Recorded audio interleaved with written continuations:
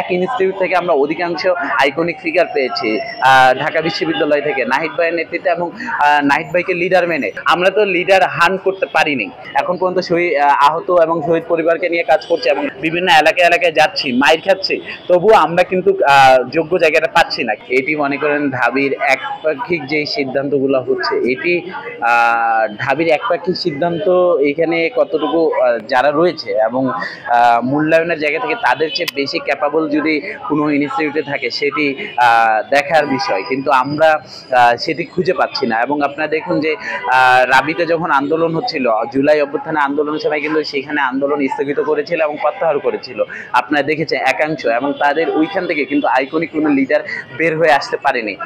এর পরিপ্রেক্ষিতে আপনি দেখুন বিভিন্ন ইনস্টিটিউট থেকে তেমন একটা আমরা নেতা খুঁজে পাইনি, কিন্তু এক ইনস্টিটিউট থেকে আমরা অধিকাংশ আইকনিক ফিগার পেয়েছি ঢাকা বিশ্ববিদ্যালয় থেকে নাহিদ ভাইয়ের নেতৃত্বে এবং নাহিদ ভাইকে লিডার মেনে, এবং অধিকাংশ নেতাকে আমরা খুঁজে পেয়েছি এবং তাদেরকে জনমানুষের মধ্যে তাদের একটি অ্যাকসেপ্টেন্স বিষয়টাই রয়েছে, তো সেই গ্রহণযোগ্যতা আছে। কিন্তু সেই জায়গা থেকে আপনাকে যদি বলি, এখানে একপাক্ষিক না, এইটি হলো আপনার একটা অবস্থানগত এবং চিত্র দেখেই প্রেক্ষাপট বুঝেই যখন চলে আসে তখন ইনস্টিটিউট ফেক হিসেবে দাঁড়িয়েছে একটা ইনস্টিটিউটে অধিকাংশই লিডার। তো আপনাকে সেখানেই জায়গাটা যেতে হবে, কিন্তু আমরা তো লিডার হান্ট করতে পারিনি।